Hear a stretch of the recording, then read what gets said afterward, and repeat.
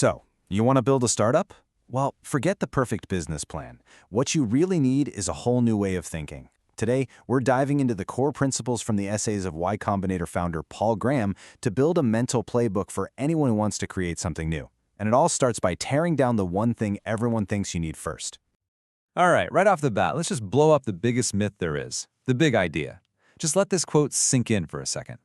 Apple, Google, Facebook, these giants that changed the world, none of them started with some grand, formal business plan. They started as something way smaller, way more personal, just a side project.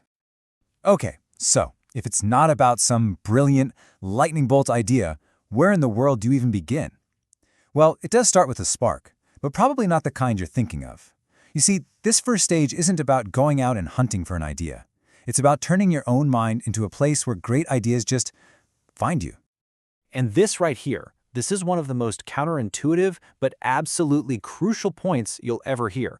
The moment you sit down and consciously try to think up a startup idea, you're probably already on the wrong path. You tend to create these ideas that sound plausible, but they're usually just bad, and you can waste so much time chasing them before hitting a dead end. So what do you do instead of brainstorming? You build the machine. You follow these 3 steps to basically turn your brain into an idea factory. You learn a ton about things that actually matter, you work on problems that genuinely interest you, and you do it all with great people that you actually like and respect. It's not a straight line, for sure, but this is how you stumble upon those breakthrough insights, the same kind that kickstarted the biggest names in tech. Okay, so you've got this spark, right? This little project that's born from your own curiosity. What now? Well, before we go any further, we need to get really clear on what we're actually trying to build. Because a startup, it's probably not what you think it is. We need to redefine the engine that drives this whole thing. And here it is. This is the definition. Forget about being small or being new or having a cool app. A startup is a company that is designed from its very DNA for one thing and one thing only: rapid growth. Everything, and I mean everything else, is secondary to that single relentless goal. So what does fast actually mean? It's not some vague concept. It's a number. And for an early-stage company, we're talking about 5 to 7%. But here's the kicker. That's not your yearly goal. It's not even your monthly goal. That's your target for the week. That number becomes your ruthless, honest benchmark that tells you if you're truly on the startup path or not. I love this metaphor because it just nails the launch phase. This isn't some gentle takeoff from a long runway. No, it's like being shot off a steam catapult on an aircraft carrier. It's a violent, powerful burst that gets you just barely airborne. But that's all you need. You're just high enough to start accelerating at that insane pace. It's all about hitting escape velocity, not a slow, comfortable climb.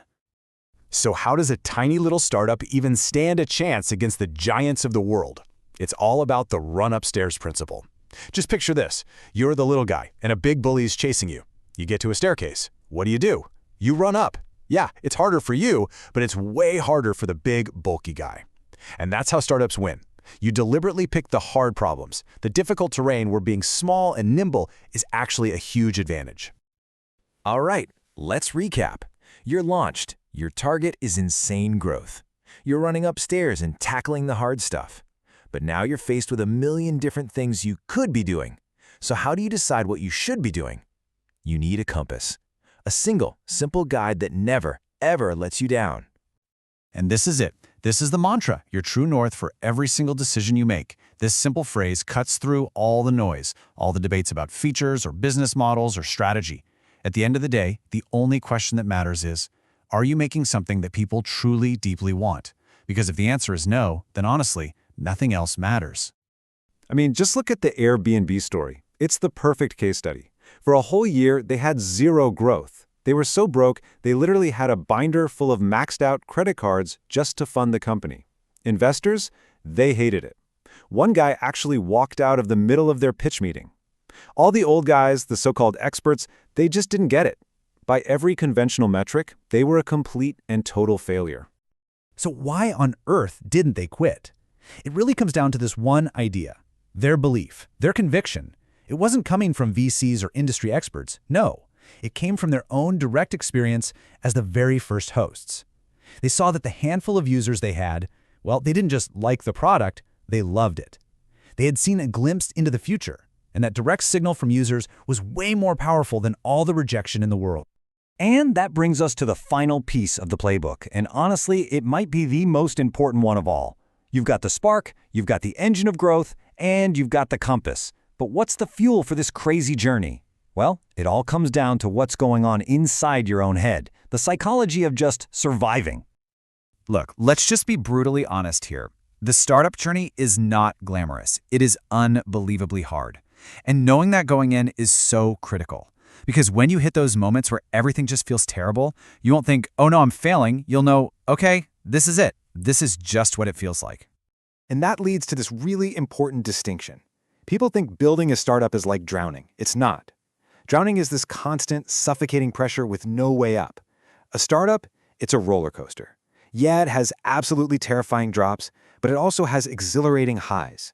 And as long as you can just hang on, progress is possible, and the track will eventually go up again.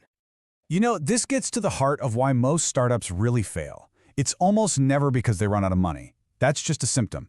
The real cause of death is demoralization.